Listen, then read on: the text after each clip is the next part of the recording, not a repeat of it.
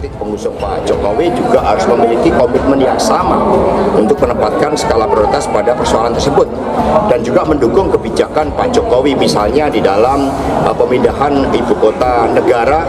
Jangan sampai kemudian mencalonkan seseorang yang punya kebijakan yang berbeda. Ketika misalnya ada kebijakan yang berbeda dari calon yang diusung oleh partai politik pengusung Pak Jokowi, maka ini akan kontradiktif. Nasdem kan partai yang mengusung Pak Jokowi. Nasdem masih setia dalam barisan Pak Jokowi. Artinya kan di dalam pidato deklarasi Pak Anies mengatakan continuity and change. Spirit apa yang menjadi legacy Pak Jokowi, apa yang menjadi capaian-capaian Pak Jokowi, tentu itu harus kita lanjutkan. Kita lihat aja. Kalau di Jawa itu ada pagi tempe, pagi kedelai, sore tempe. Ya, itu biasa berubah-ubah. Hanya partai yang kokoh.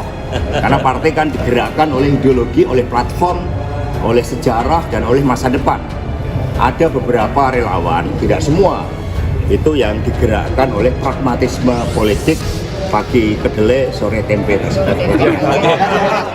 Ya, mata acaranya itu keterangan atau jawaban Presiden Jokowi atas permohonan pengujian Undang-Undang Nomor 7 Tahun 2017 ini. Beliau diwakili oleh kuasa hukumnya. Nama kuasa hukumnya itu adalah Menkumham Yasona Laoli, yang adalah kader PDIP begitu, serta Mendagri Tito Karnavian. Ini penting agar terang benderang ke publik begitu, karena ini nggak pernah diungkap nih. Saya kebetulan pihak itu. Apa yang dikatakan oleh Pak Jokowi melalui kuasa hukumnya itu di poin 11, ya, silahkan nanti dicek ke Mahkamah Konstitusi ini. Karena kan ditonton ratusan juta orang. Dan kemudian yang kedua, konon akan diatur adanya 2 pasang calon. Seluruh pengamat politik, bahkan juga Pak Surya Paloh menyampaikan analisisnya bahwa pemilu 2024 paling tidak ada 3 atau 4 calon sih. Bahkan itu merupakan tsunami dalam demokrasi. Ketika suara dari rakyat melalui pemilihan presiden secara langsung ternyata tidak senafas dengan apa yang terjadi di parlemen. Akibatnya pemerintahan Pak Jokowi JK Demokrat salah ngomong. Kritik gaya politik PDIP soal tolak Anies, cap Hasto feodal. Partai Demokrat mengkritik pernyataan Sekretaris Jenderal atau Sekjen PDIP, Hasto Kristianto, yang menyatakan telah menutup pintu dengan koalisi perubahan. Koalisi berisi Nasdem, PKS, dan Partai Demokrat ini sudah menyatakan akan mendukung Anies sebagai Capres 2024 mendatang. Deputi Badan Pemenangan Pemilu atau Bapilu Partai Demokrat, Kamhar Lakumani menilai gaya politik PDIP yang eksklusif tersebut hanya cocok pada sistem feodal.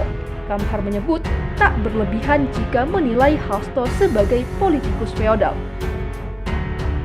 Gaya politik eksklusif yang berkarakter arogan seperti ini hanya relevan pada sistem politik feodal. Tidak berlebihan jika disematkan predikat Hasto politisi feodal, kata Kamhar dalam keterangannya Sabtu 25 Februari. Pada era politik modern, dia menilai gaya politik yang eksklusif dan arogan sudah tak relevan, apalagi dalam konteks bernegara dengan tingkat kompleksitas masalah yang cukup tinggi. Menurut Kamhar, kolaborasi dan kerjasama mestinya diutamakan. Dia mengaku sulit mengerti saat ini masih ada politikus yang berpandangan sempit. Sepertinya segala sesuatunya menjadi personal baginya. Karakter seperti ini yang tidak tepat bagi seorang politisi, kata dia. Kamhar mensinyalir Hasto seperti memiliki kebencian yang terus dipupuk terhadap Anies. Padahal, kata dia, dalam politik ada pameo yang menyebut tak ada lawan atau kawan yang abadi dalam politik, yang abadi dalam politik hanyalah kepentingan. Juga ada falsafah, 1000 kawan belum cukup, satu musuh terlalu banyak. Karenanya, bagi para politisi sejati atau politisi negarawan akan membuang jauh-jauh gaya politik eksklusif atau politik tertutup, kata Kamhar. Respon Hasto Kristianto. Saat dimintai tanggapan, Hasto merespon santai sindiran dari kubu Demokrat tersebut. Hasto bahkan menyindir balik dengan feodalisme yang justru terjadi di kubu Demokrat. Menepuk air di dulang, kepercik muka sendiri, ujar Hasto. Hasto mengatakan feodal memiliki arti hanya percaya pada keluarga dan mengedepankan keluarga di atas segalanya. Sikap itu, kata Hasto, lalu melupakan mekanisme demokratis dalam internal partai serta mengabaikan proses kaderisasi yang sistematik di dalam partai.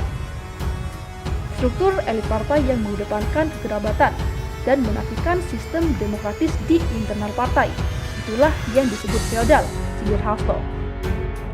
Hasto Kristianto sebelumnya menegaskan partainya telah menutup pintu dengan koalisi perubahan yang mendukung pencalonan Anies Baswedan sebagai Presiden 2024.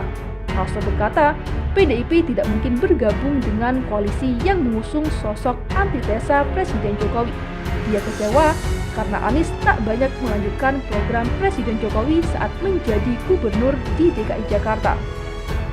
Ya, karena faktor-faktor antitesa Pak Jokowi tidak mungkin bergabung. Karena kita lihat dari Jakarta tidak ada kesinambungan, kata Hasto di Sekolah Partai Jakarta Selatan pada Kamis 23 Februari.